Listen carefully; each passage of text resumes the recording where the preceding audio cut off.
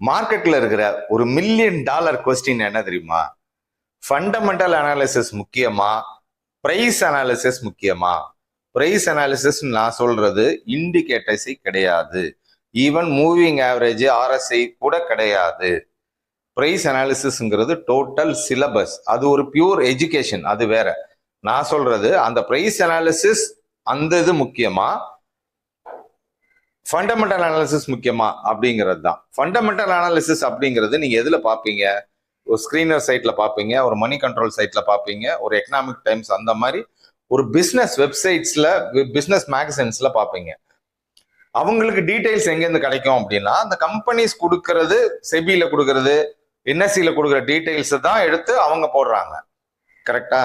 ஆனா price analysis அப்படிங்கிறது ஒரு கம்பெனி நஷ்டத்துல இருந்து லாபத்துக்கு திரும்ப போகுது அப்படிங்கிறத அட்வான்ஸா கண்டுபிடிக்கிறது தான் price analysis, not technical analysis.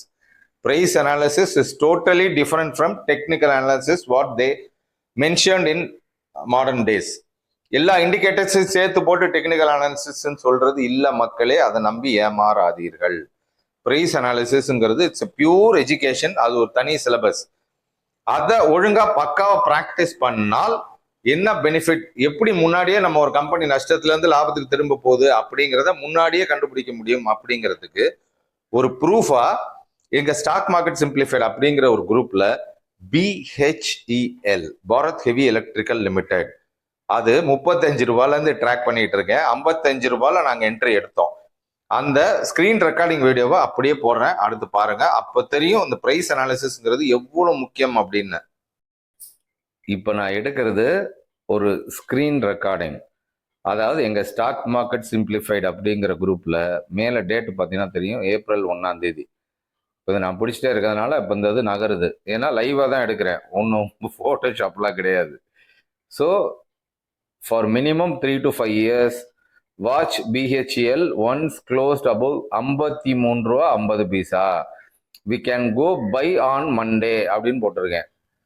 அடுத்து அதே ஏப்ரல் 2022லயே above 80 it's a big jackpot அப்படிங்கிறதையும் அப்பயே போட்டிருக்கேன். போட்டுட்டு கீழே அப்படி என்ன போட்டிருக்கேன், இன்ஸ்டிடியூஷனல் பையர்ஸ் ஆர் கிராபிங், அது சார்ட்ல தான் தெரியும். அதுக்கு என்னோட கிளைண்ட் ஒருத்தர் கேட்டிருக்காரு, பிஹெச்எல் ரெவென்யூ நெட் ப்ராஃபிட், ஏன்னா அது வந்து இதுல போயிடுச்சு, அது டவுன்லோட் போட்டால் கூட ஃபெயில் தான் ஆகும், அதனால நான் அதை ஓப்பன் பண்ண முடியல. அவர் கேட்ட கேள்வி என்னன்னா, BHEL revenue net profit EPS எல்லாமே மைனஸ்ல இருக்கு சார், எதுவுமே எல்லாமே நெகட்டிவ்ல இருக்கு, ஷுட் வி கோ ஹெட் அப்படின்னு கேட்டிருக்காரு. அதுக்கு தான் நான் போட்டது. அப்பாடி ஒருத்தராவது இதை கேட்டீங்களே, மிக்க நன்றி திரு சிவா, உங்களை போன்ற கேள்வி கேட்கும் வாடிக்கையாளர்கள் தான் எனக்கு வேண்டும் அப்படின்னு போட்டு இங்க என்ன போட்டிருக்கேன், தென் ஒய் இன்ஸ்டிடியூஷன்ஸ் ஆர் பையிங் போட்டு ஒரு ஸ்மைலி போட்டு, it means it going to turn to betterment அப்படிங்கிறது சார்ட்ல தெரியும்.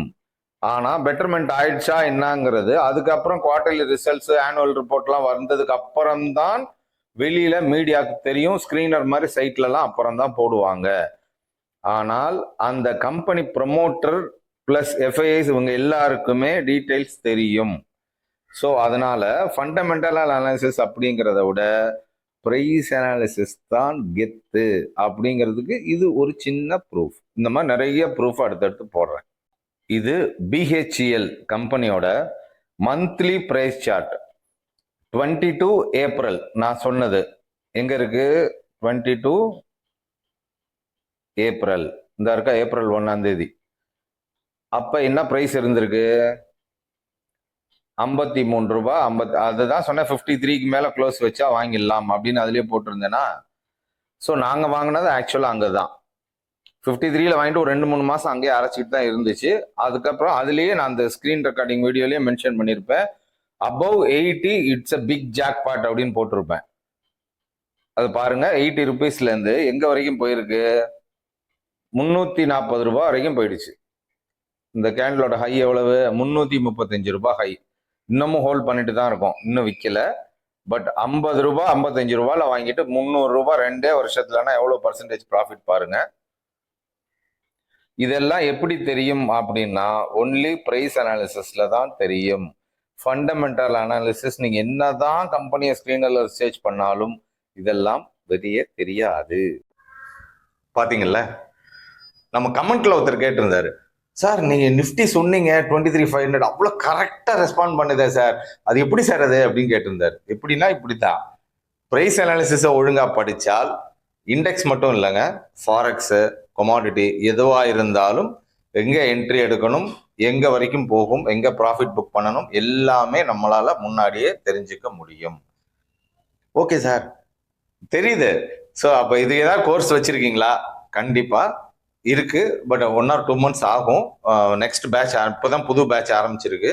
ஸோ அந்த பேட்ச் ஃபுல் ஆயிடுச்சு. So next batch maybe March ஏப்ரல்ல வரும். நீங்க தொடர்ந்து நம்ம சேனல்ல பாருங்க, டெஃபினட்டா நான் அப்டேட் சொல்லுவேன். சரியா?